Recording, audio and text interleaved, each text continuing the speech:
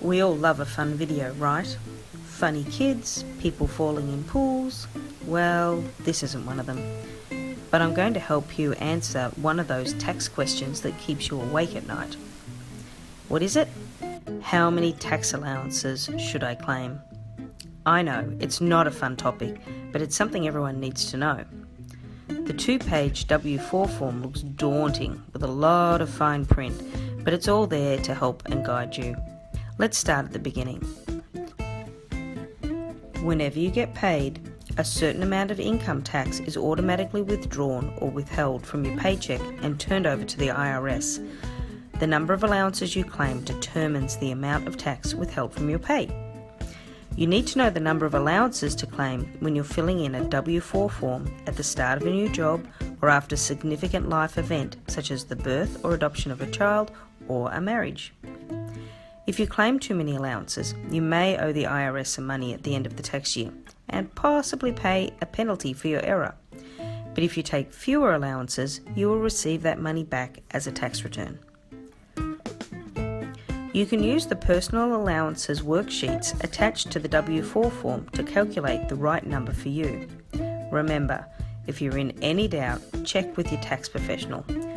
Okay, so let's hit some key points.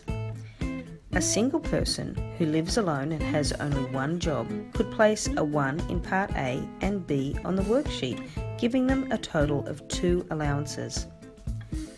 A married couple with no children and both having jobs should claim 1 allowance each. You can use the 2 earners multiple jobs worksheet on page 2 of the W4 to help you calculate this. And remember, a married couple can combine their incomes and file a single joint tax return.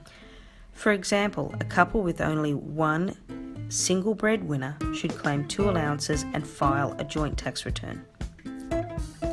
Part E of the worksheet is for those who can claim as head of the household. Head of household can only be claimed if you're unmarried and pay more than 50% of the total cost of keeping a home for yourself and your dependents. If you have children, you may be able to claim them as dependents on Part D. Depending on your income, you can claim up to $1,000 per child, so long as they are citizens or legal residents, under 16 and live with you, and not providing 50% of their own financial support.